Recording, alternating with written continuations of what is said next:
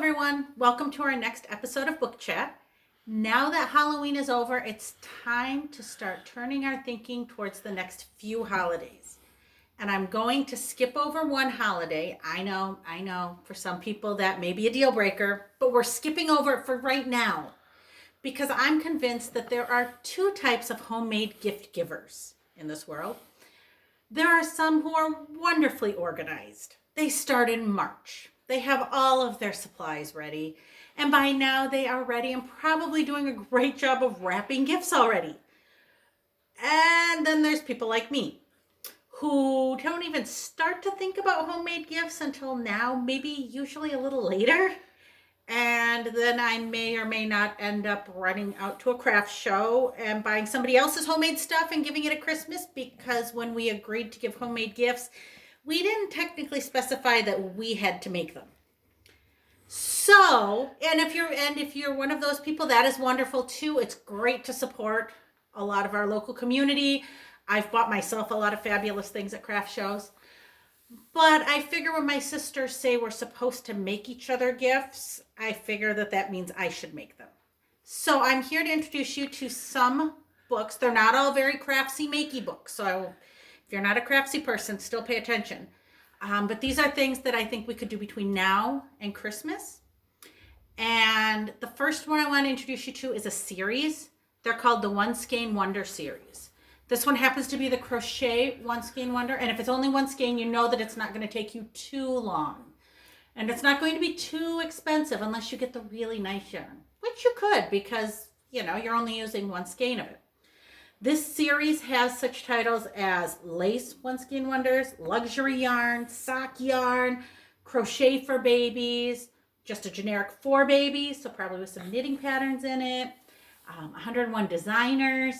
It's a really great series. I have 3 of them we have here at our library: the Crochet, the 101 designers, and then the Crochet for Babies.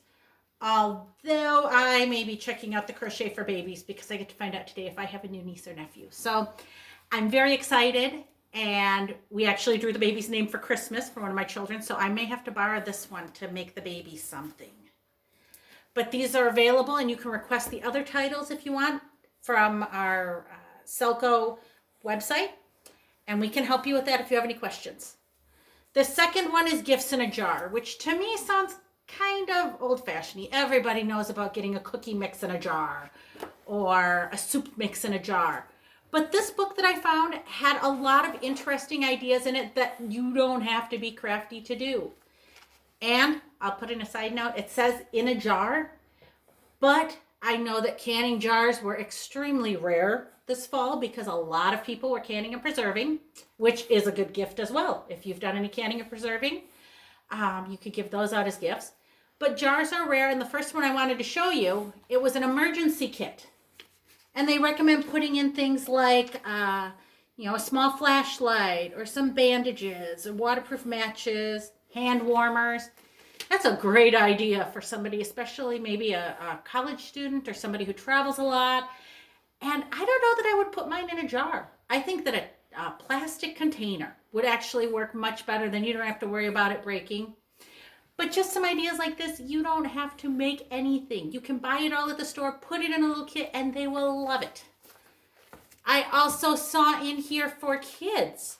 They have a whole section for kids stuff. And one that I liked, bubble wands and bubble solution.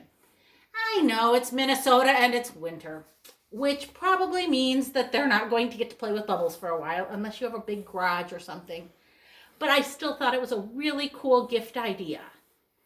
And then in the jar is where the bubble solution comes in. It tells you how you can make a bubble solution to send it with. So those are some fun ones from the Gifts in the Jars. If you're feeling a little more craftsy, but maybe you're not a knitter, or if you are a knitter, even this one, 100 Little Christmas Gifts to Make, is a little bit more craftsy. It seems to have more needlepoint, felt crafts, some polymer clay. And as I said, it did have some cute knitting projects in it. I am not a knitter. This one I found, it was a daisy brooch, and it's on felt. This would be a great idea for a kid to make for someone. It looks fairly easy.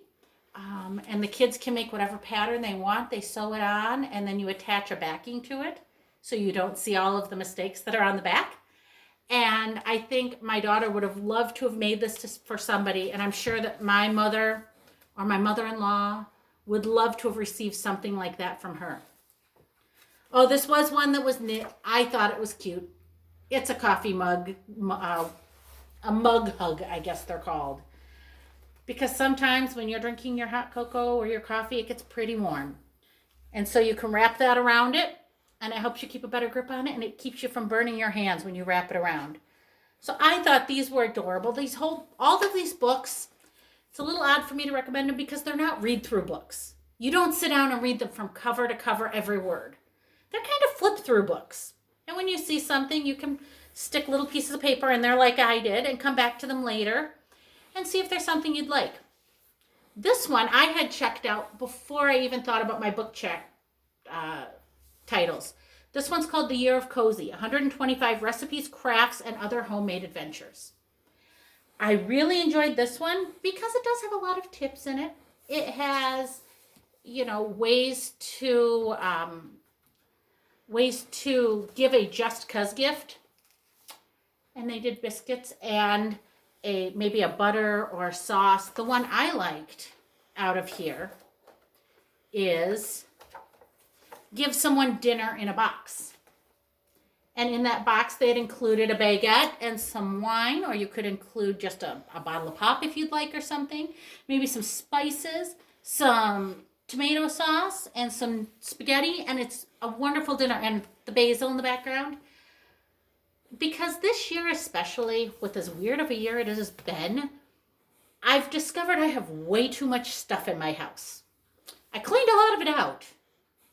But somehow my children keep bringing more stuff in. So I don't know, honestly, if I want a lot of stuff, knickknacks or tchotchkes or anything like that.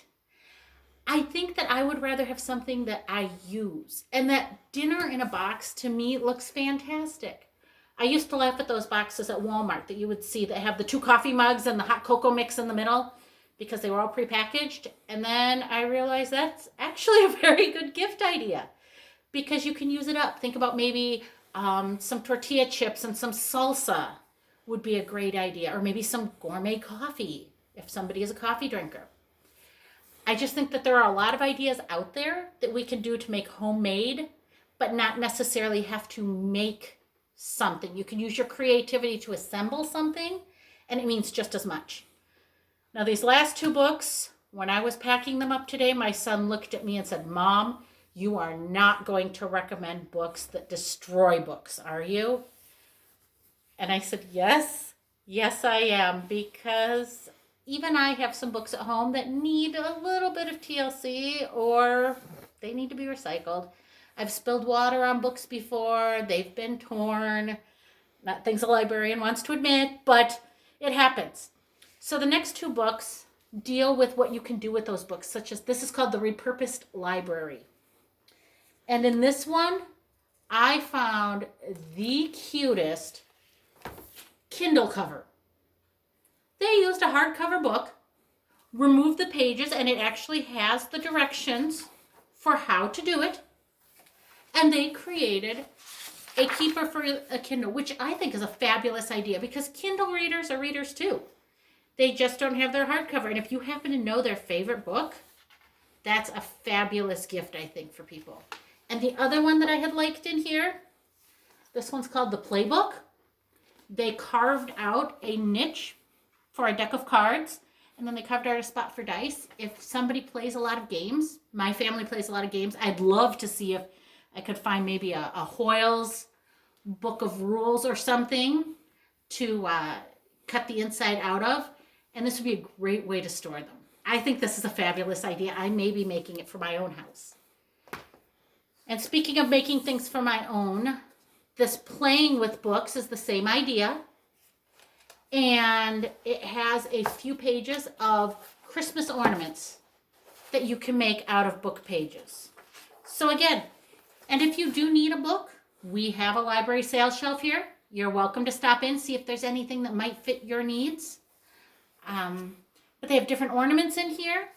And then the page fell out. Aha, it's the next page. How cool is that? It's a basket made out of this.